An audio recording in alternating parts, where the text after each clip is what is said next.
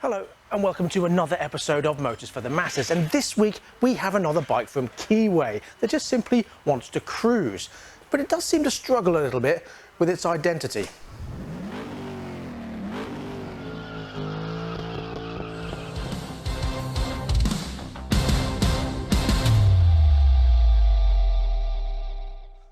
As you can see, this is not as choppery as the Keeway Superlight, and it's certainly not as sporty as the RKS or the RKS Sport. It's something a bit different, but I really like it. What do you think?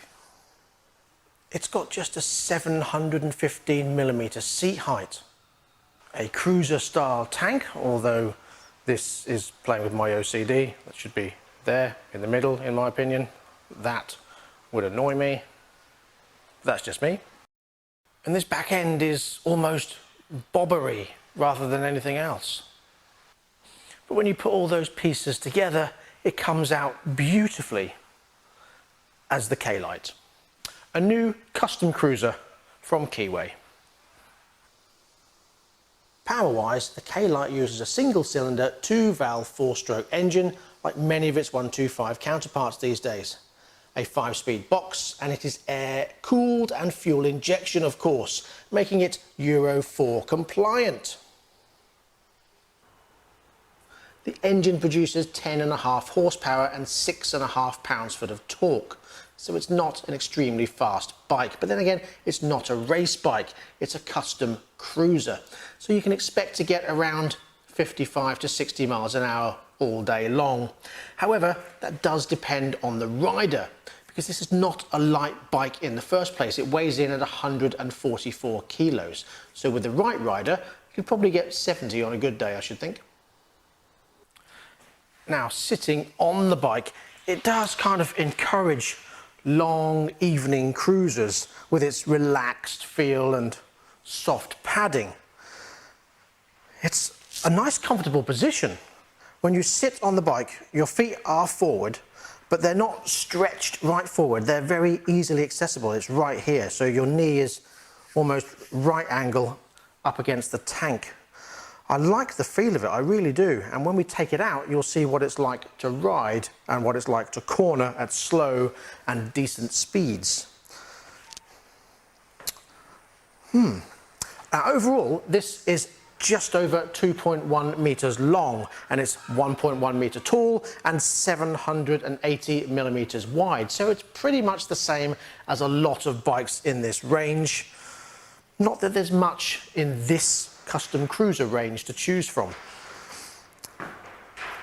It's a nice feeling, it really is. The handlebars feel perfect width, and when you're sitting down here, you feel as though you've got plenty of control. I really like the way this looks. I love this brushed aluminium tank on here. Now, it does come in 3 different colours, and we'll talk about that later on when we talk about prices. But overall, I like it so far. With the right way up telescopic forks on the front, it's got the piggyback shocks on the rear. Disc brakes front and rear with a triple piston front caliper and a double piston rear caliper using the combined braking system, and it has a 280mm front disc and a 240mm back disc, so stopping isn't going to be a problem. With a 17-inch rim, they're using a 90 cordial tyre on the front, but on the back they're using a 130 cordial tyre, but on a 15-inch rim. So it gives it a nice, big, chunky look and better dry handling. The tank is only 11.8 litres, but it's still very usable as an everyday cruiser. Now, I really do like this not quite sure what it is look. Overall, it's a stunning looking bike. I really do like this. Now, it's very reminiscent of my old FB Mondial 125, which also had a similar design, or the Benelli Leoncini, which has a very similar design to this one here. Something we adopted on my Project Cafe Scrambler 400 project bike build thingy. However, I do not like this. Now, okay, it's a 125, but does it need to have this tacky, massive 125 sticker with sort of fake screw holes or nut heads on there. Just looks a bit cheap. Now, the Keyway Superlight had that embossed Superlight badge on the tank, and I think they should have done something similar with this. Or just not bother at all, or just something small. Keyway don't need that massive 125 on there, and I think it kind of ruins the overall look of the bike. Now, despite the hideous sticker, I do like this key design, and it's quite subtle where it is there rather than cluttering up the handlebars. However, not too sure on this brake reservoir. It's a bit cheap and flimsy looking, and maybe they could have tucked that around the back here or out of the way at least. It just doesn't look very nice there. Like many Keeways, it does have the just-in-case kickstart, as Malcolm would say. So if the electronics fail, you can still start it with that. So without any further delay, let's start this bike up and take it out for a spin.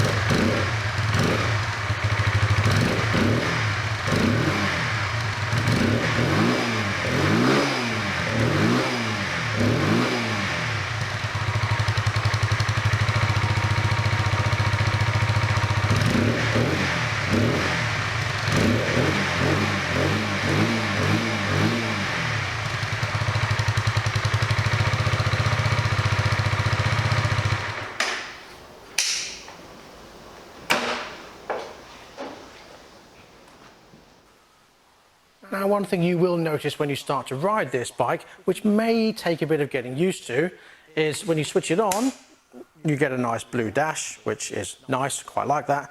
But the indicators are not where they are usually on a bike. Your left indicator is here, and then you push it again to cancel it. Your right indicator is here, and then you push it again to cancel it. Your start switch is here. Now, it's usually down here on a bike where the indicator is, and your kill switch is next to it here. And on the other side, you've got your lights and your horn, which is quite blurry, to be honest.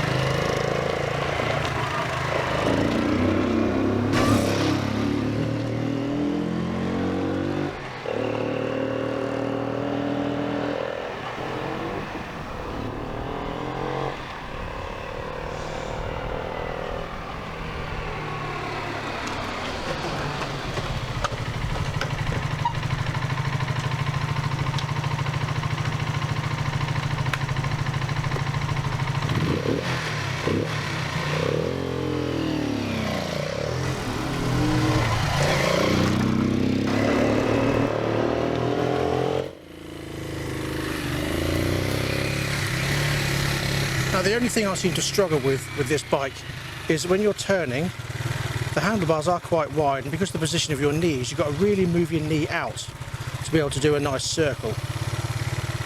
Other than that, it's not really much of a problem, but it can be if you're not used to it. You can, as you can see, put your knee down if you're not too sure, because of the low centre of gravity, to make it a little bit awkward on slow turns, but I think you can get used to it.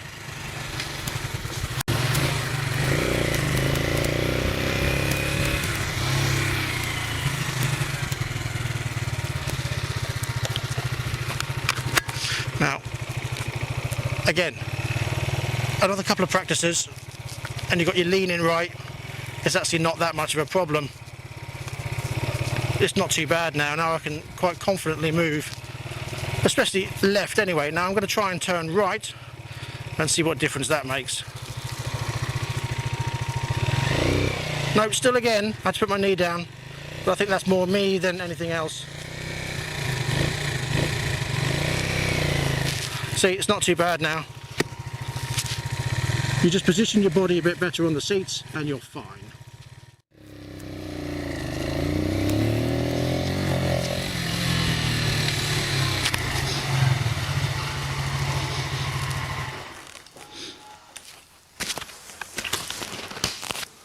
Now, overall, I'm actually pretty impressed. Let me get my gear off because it's a bit hot and we'll talk some more.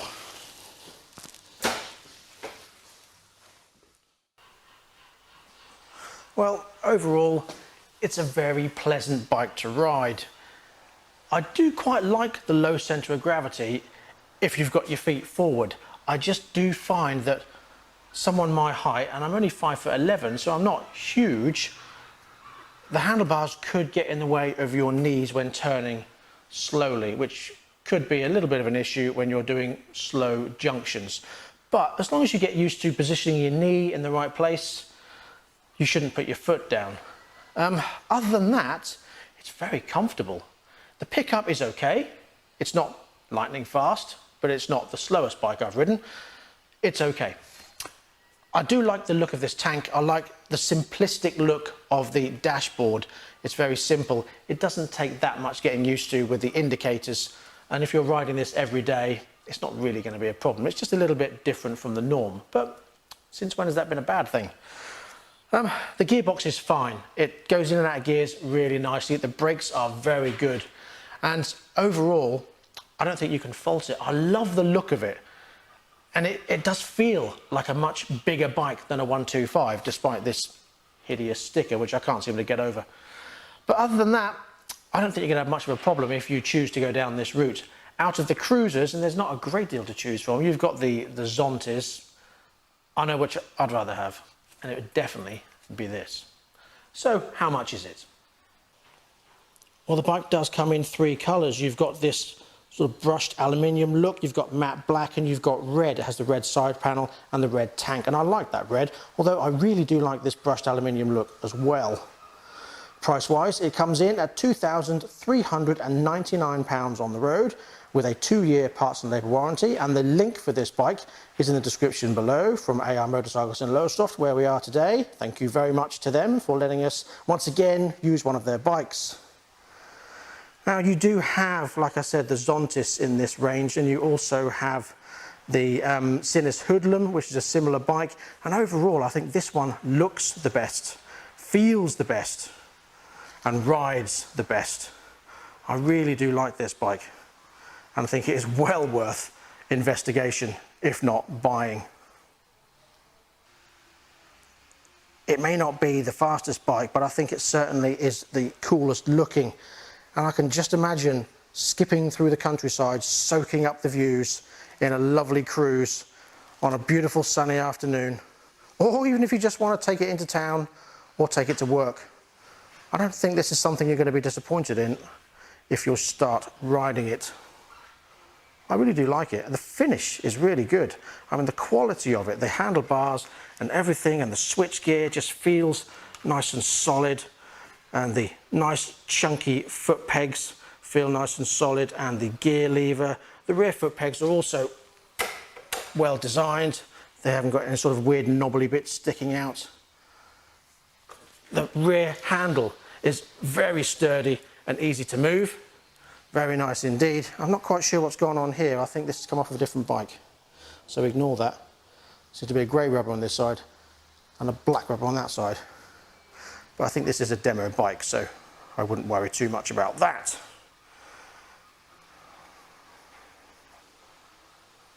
And that, ladies and gentlemen, brings us to the end of this episode of Motors for the Masses. Thank you very much for joining us. Please come back next time when we'll be back on Project Hybrid, and we'll have more bikes and more cars for you. And until then, please ride and drive carefully, but have fun. Bye-bye for now.